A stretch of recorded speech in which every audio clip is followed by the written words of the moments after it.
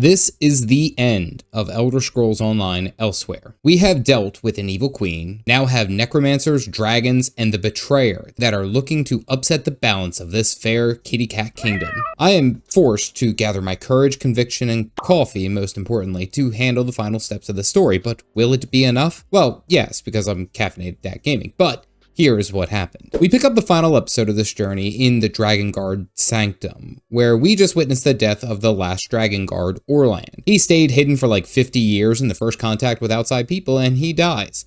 The movie I Am Legend was right. Well, we run into Prefect Kalo, who I still don't fully trust. I'm just saying, he just doesn't sit right with me. He seems too smart for where he's at. We take the ring and open up the final sanctum looking for the dragon horn, which apparently has the ability to stop powerful dragons. That's pretty cool. But the last one that they have used immediately turned to dust. Well, we find a dragon horn at the very end of this crypt, and I start to feel really uncomfortable about blowing a horn in front of all these men. Kalo goes on about how cool all these books and notes are just lying around, and I realize why I don't necessarily trust him. He's not an evil, scheming person. He's just a huge nerd. My mistake. Back at Rimmen Palace, we see Cadwell and Thorn, but Cadwell isn't doing well. He is having another mental breakdown, and they are apparently happening more frequently. Remember, Cadwell has his betrayer head that's trying to steal his essence, and use it for what? We don't really know, but it certainly isn't time to lose your head. Ha! Well, we attend a meeting to talk about a plan. We need to figure out what the heck to do with this dragon horn, but the bigger issue is dealing with Ba-Phoom and him assembling the betrayer. Cadwell was once a great soldier, but he betrayed Kanzari, a Khajiit leader, to steal the dragon power for himself. Before he could, he was dismembered by temple adepts, like split 17 ways from Sunday. The pots and pans Cadwell is the nice version of Cadwell, and the floating head version is the evil betrayer version. Keep up, folks. I legit hate this so much because I actually really like Cadwell. Like, without a doubt, by a long shot, he is my favorite character in this story. Cadwell has another vision, and he can't snap out of it. And before we can officially stop him and shake him awake, he starts talking about, let's put your dukes up and go deal with these rapscallions. He creates a portal and off he goes. Literally, everyone is standing there saying, you absolute buffoon. We have to rush off over to the Stitches, which is where, like, all the dungeons or layers in this entire zone are, like, they're all within about like 20 feet of each other. I feel like they're just too damn close. Spread that shit out. I'm just saying. After some ankle-breaking parkour, we arrive at Phoom's lair, where Kalo and Zamorak already rushed inside and haven't come out yet. Again, everything falls to me. We walk in and see Cadwell literally exhausted because all of his living juice was sucked out of him. It's terrible that he's dying again, but like, can a dead person die again? Does he just go back to Cold Harbor? I'm not sure on this one. If you guys know, you can tell me down below. We walk forward and find Kalo, who is trapped and tormented by his sinus problems. They are taunting him, and apparently it makes the ritual stronger. But you know what would be really painful if they really knew this guy and wanted it to be effective? Just take away his reading privileges. Oh god, the humanity! We find Zamorak, and he's being taunted by the shade of the Grand Adept that he couldn't protect. And legit, we have to like trash talk him to get him out of it because he's like throwing himself a pity party. I get that things are rough, but stop dwelling on your failures. You literally are an airbender with crazy martial arts capabilities. Like, stop complaining, dude. We enter a third room and find Tharn all sorts of caught up, being taunted by his half-sister, but like, nah, he needs to be taken down a peg. I legit thought about letting him sit there for a minute, making more of his gray hair fall out. But anyway, I feel like we had to move on. I walk down this hallway to find some strange crypt soup, and I immediately drink it. If I don't die by getting eaten by a dragon, I certainly will die from food poisoning. I enter into the final room and see Captain Nala do. Apparently, they were going to use her to improve the torment of the ritual, but like, she legit killed the necromancer who was trying to do it to her beyond the grave. She was so badass, man. She was not given the time of day that she deserves. Then she says it's time for me to move on, and we enter into the final room to fight Phoom, who for some reason picks up a massive greatsword and starts swinging. I mean, like, you're a necromancer, dude. Use your necromantic power. Like, I wasn't expecting a sword-wielding necromancer here, but I guess I've kind of fought them all along the way. He summons a giant undead dragon to rise up and start breathing death breath, which I'm not gonna lie was a pretty cool spectacle, but it really didn't hurt that much. Well, hundreds of these bony boys keep popping out of the ground, and Phoom keeps sucking himself down into the drain because I must be like DPSing him way too hard or too fast. And then he comes out for the last time as a giant massive skeleton and literally does nothing because my sweet Bernie boy action is just too damn hot for him. Well, once he dies, our friend Cadwell's essence is sucked out into the evil Cadwell, Cadwell the Betrayer. Evil Cadwell then disappears, and good Cadwell tells us that he was able to trick the dragons in giving up a portion of their power to Jode's core, which weakened them and trapped them in the halls of the Colossus.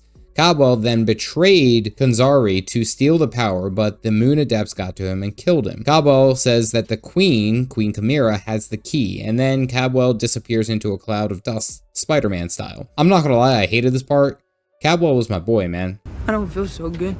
Well, back at the palace, apparently they figured out how to use the dragon horn, but now the Betrayer's back and he's after dragon powers. Apparently, the pendant that Chimera has literally is a key to all of this. Like, she just walks up to the map and it's like, right there, that's where we gotta go. The ruins are called like the Shadow Dance Ruin, and Chimera is shocked that the legend says there's a place where shadows dance. But it's literally called the Shadow Dance Ruin. Like, come on, that's not that difficult, guys. Why do I have to spoon feed this to you? The Betrayer is racing the dragons to the Moon Gate where they can access the plane of Jode. Jode is like their moon. I had to read like 20 minutes to figure this out, or I simply just wasn't paying attention. After approximately 25 minutes of running, we find the ruins and our goon squad standing outside. Zamorak and Thorn have a plan to distract the dragons while Chimera and I stop evil Cadwell. I've never seen Camarak scared, but man, this is one frightened kitty here. I mean, I guess you are dealing with dragons. Inside, Chimera is struggling to figure out a way to get in, but we show up and legit say, hey, why not use that moon priest phrase that your mom said, who was previously a moon priest? And oh, don't you know, the door opens. Why do we have to solve everything? Inside, we see this massive temple and a whole bunch of statues that are alive, but how did, like, Cadwell get past here, the evil Cadwell, without killing them? I don't know. We see a temple relic, and of course I do the only thing that an Unga Bunga warrior can do, and that is touch it. Instantly, I could have evaporated, I'm just saying, but hey, I guess I got lucky. Chimera then starts to gain power as she spends more time in this temple. Apparently, she's attuning to it, and Cadwell is already attuned to it, so he has no problem rushing straight to the end. We see visions of Cadwell murking some of the kitties, and basically evil Cadwell was a dick, and he just wanted to be God with dragon powers at Jode's core. And then I find out that the device at the bottom of this temple isn't a moon gate, it's a lunar device. It moves the moon so that the gate opens up into Jode's plane. Ah, how is this the same Cadwell that we knew and loved? Well, the last relic gives Chimera all the power she needs to fix what he's about to do, and we rush in to fight Cadwell the Betrayer. And he's using like all sorts of purple fart cloud powers and swinging around, but again, I was expecting more after all the hype that we found from him. Like I was really hoping for more of a fight. Also, I love the reverse slash animation. It's really powerful and it feels good. Well, evil Cadwell broke the machine, and now the eclipse can't be stopped, and that's going to open the portal down at the Moon Gate. And out of a shadow portal appears Pots and Pans Cadwell, our friend. He basically went to the afterlife and recharged. Like, what the hell, dude? I cried over you. Come on! We recoup back at Rimmen and run around and grab up all of our troops to get ready to fight the final push of the dragon. Well, after an even longer trek to the Moon Gate of Anequina, we tag in with the defense force, but like, again, I know it's an MMORPG, but damn, y'all rely on me so much. We talk to Callow, who is preparing the defense, and he says the fateful words that you should never say, and it's, nothing's happened yet, it's kinda slow.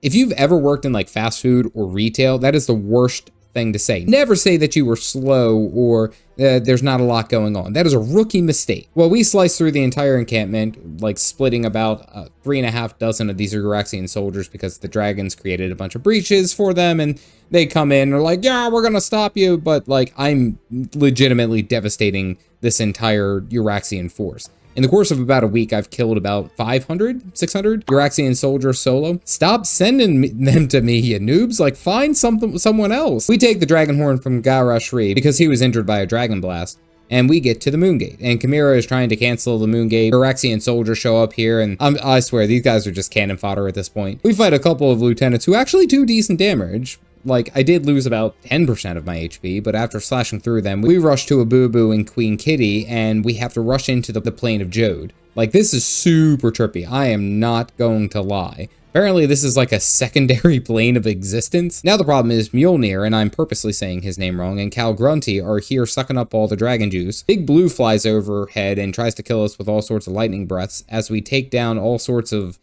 statue baddies who are supposed to be here to defend this plane, but I'm like, we're here to help. Why are you attacking us? And there was at one point where I was actually taking some decent damage. I actually had to pay attention. I also ran out of stamina, and I think that was my big problem. We kill about 100 of these moon guards, who actually hit pretty hard, but now we have to kill Mjolnir, while Cal Grunty gets to eat his Cal Gruntios in the background. Mjolnir literally has 17 million HP, and I only hit for about 5k with a light swing. This is going to take forever. What am I supposed to do with this? Well, I dodge roll all of his abilities, and then Cal spits some magic dragon juice up Mjolnir's tailbone, and then he starts shooting all sorts of electricity all over the place.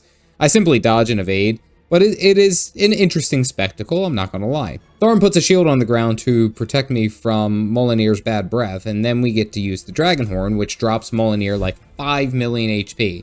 Like, why are we not just using this the whole time? What's the point of me even swinging when the horn can deal like a third of his HP? I steady stay whacking, and we go through this kind of phase like a few more times. It was very repetitive. You know, Cal butt blasting Mjolnir, Big Blue shooting some lightning, and then vomiting everywhere on us, and us blowing a horn. He finally goes down thanks to some well-executed reverse slashes, and I try to loot all the items, but I have full inventory, and there's some stuff happening in the background. I had to clear my inventory first, eat some soup. Cal got super green mega charged form up from the Jode's moon, and Chimera splits the moons in half, closing the gate. Now he's repelled and we're stuck on Moon Hell. That is until our boy John Cleese opens up a portal to save the motherfucking day. We arrive back at Rimmen and talk about what's going on with the dragons, because we technically didn't see Cal Grunty dead, and I will thank the Final Fantasy XIV community for this, because unless I see a dead body, that I don't believe he is dead and gone. We get a final trek from everyone, and Chimera gets promoted to queen. We talk back and forth about how Cal Grunty could still be alive and somewhere back in Elsweyr, so whew, the journey can continue with dragons, oh my. So after completing the Elsweyr story, I dipped my toes into my first steps of ESO. And I will say that I am thoroughly impressed with how this game is played.